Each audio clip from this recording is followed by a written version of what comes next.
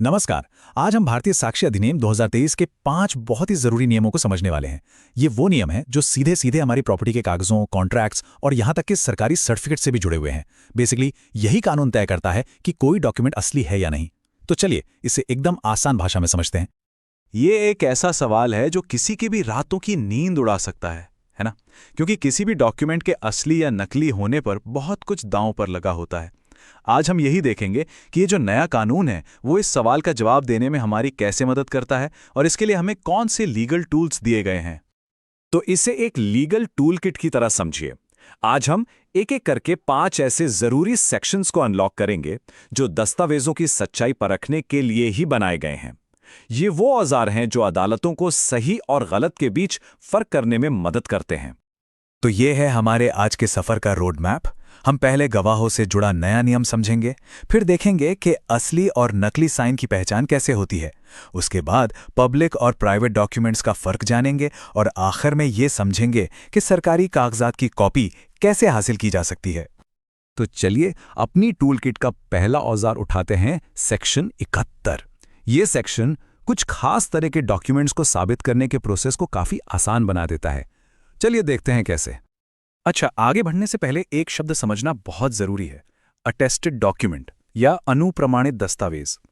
सीधी भाषा में कहें तो ये वो कागज है जिस पर एक गवाह यानी विटनेस साइन करके ये पक्का करता है कि हाँ, ये जो भी अग्रीमेंट हुआ है ये मेरी आंखों के सामने हुआ था।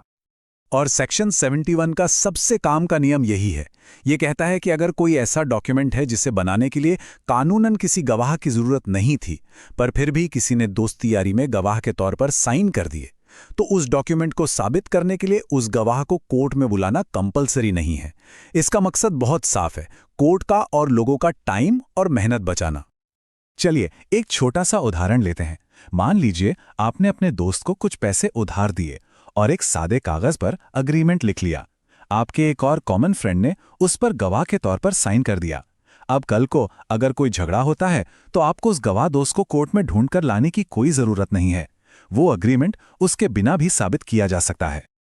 अब बारी है टूल किट के दूसरे और तीसरे औजार की, जो आज के डिजिटल जमाने में बहुत बहुत जरूरी हैं।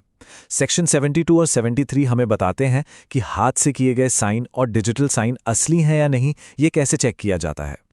तो देखिए, सेक्शन 72 बात करता है हमारे नॉर्मल हाथ से किए गए सिग्नेचर की। अगर किसी साइन पर शक है तो कोर्ट क्या करती है, वो उस व्यक्ति के किसी ऐसे साइन से उसे कंपेयर करती है जो पहले से असली माना जा चुका है, जैसे बैंक में किया गया साइन या पासपोर्ट पर किया गया साइन। और मजे की बात यह है कि कोर्ट चाहे तो उस व्यक्ति को अपने सामने कुछ लिखने को भी कह सकती है, ताकि हैंडराइटिंग का तुरंत मिलान हो सके। वहीं दूसरी तरफ है सेक्शन 73, जो डिजिटल सिग्नेचर की बात करता है। यहां मामला थोड़ा टेक्निकल है। कोर्ट डिजिटल सिग्नेचर सर्टिफिकेट यानी डीएससी मंगवाती है। ये एक तरह की डिजिटल आईडी है। इस सर्टिफिकेट में एक पब्लिक की होती है जिसका इस्तेमाल करके इलेक्ट्रॉनिक तरीके से यह वेरीफाई किया जाता है कि डिजिटल सिग्नेचर असली है या नहीं। यह पूरा का पूरा एक टेक्नोलॉजिकल प्रोसेस है। मतलब इसे ऐसे समझिए, अगर किसी चेक पर नकली दस्तखत का केस है तो सेक्शन 72 काम आएगा, और अगर किसी ऑनलाइन कॉन्ट्रैक्ट पर लगी डिजिटल सिग्नेचर पर सवाल है तो सेक्शन 73 के हिसाब से उसकी जांच होगी।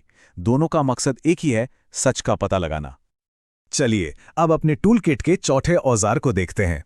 यह सेक्शन डॉक्यूमेंट्स को 2 मेन कैटेगरीज में बांटता है, पब्लिक और प्राइवेट। और यह बंटवारा बहुत जरूरी है क्योंकि दोनों के लिए कानून में अलग अलग नियम बनाए गए हैं। तो पब्लिक डॉक्यूमेंट्स क्या हैं? ये वो सारे कागजात हैं जो किसी सरकारी दफ्तर, कोर्ट या किसी सरकारी अफसर ने बनाए हैं, जैसे कि हमारा बर्थ सर्टिफिकेट, जमीन की रजिस्ट्री या कोर्ट का कोई फैसला। और इनके अलावा बाकी सब कुछ, जैसे कि कोई पर्सनल लेटर, कोई बिजनेस कॉन्ट्रैक्ट या किसी की वसीयत, ये सब प्राइवेट डॉक्यूमेंट्स की कैटेगरी में आते हैं। अब सवाल ये उठता है कि इस फर्क को जानना इतना जरूरी क्यों है? वो इसलिए क्योंकि पब्लिक डॉक्यूमेंट्स को कानून में ज्यादा भरोसेमंद माना जाता है और एक आम नागरिक के तौर पर हमें इन डॉक्यूमेंट्स तक पहुंचने का एक खास अधिकार भी मिलता है। और यही अधिकार हमें हमारे अगले सेक्शन पर ले जाता है। और ये है हमारी टूल किट का 5वां और आखिरी औजार, सेक्शन 75। ये सेक्शन हम सब नागरिकों को एक बहुत ही शक्तिशाली अधिकार देता है जिससे हम सरकारी रिकॉर्ड्स तक अपनी पहुंच बना सकते हैं। ये सेक्शन बात करता है सर्टिफाइड कॉपी यानी प्रमाणित प्रति की। ये किसी भी पब्लिक डॉक्यूमेंट की एक ऐसी ऑफिशियल कॉपी होती है जिस पर संबंधित ऑफिसर स्टैंप लगाकर और साइन करके ये सर्टिफाई करता है कि ये असली की हूबहू नकल है। और सुनिए, कानून की नज़र में इस कॉपी की वैल्यू बिल्कुल ओरिजिनल डॉक्यूमेंट के बराबर होती है। और इसे हासिल करने का प्रोसेस भी बड़ा सीधा है। आपको बस उस पब्लिक ऑफिसर के पास जाना है जिसके पास वो डॉक्यूमेंट है, इसकी मांग करनी है, जो भी तय कानूनी फीस है वो जमा करनी है, और बस वो ऑफिसर आपको उसकी एक सर्टिफाइड कॉपी देने के लिए लीगली बाउंड है। असल में हम सब अपनी जिंदगी में इसका इस्तेमाल करते रहते हैं। जब पासपोर्ट बनवाने के लिए बर्थ सर्टिफिकेट की कॉपी जमा करते हैं या किसी केस में अपील करने के लिए कोर्ट के जजमेंट की कॉपी निकलवाते हैं, तो वो असल में सेक्शन 75 के तहत मिली एक सर्टिफाइड कॉपी ही होती है। तो हमने अपनी कानूनी टूलकिट के 5 औजारों को अच्छे से देख लिया है। चलिए अब 1 मिनट में फटाफट से रिकैप करते हैं कि हमने क्या क्या सीखा और ये औजार हमारे किस काम आते हैं। तो संक्षेप में, सेक्शन 71 गैर जरूरी गवाहों से हमारा टाइम बचाता है। सेक्शन 72 और 73 हाथ वाले साइन और डिजिटल साइन की सच्चाई पता लगाने में मदद करते हैं। सेक्शन 74 डॉक्यूमेंट्स को पब्लिक और प्राइवेट में बांटता है।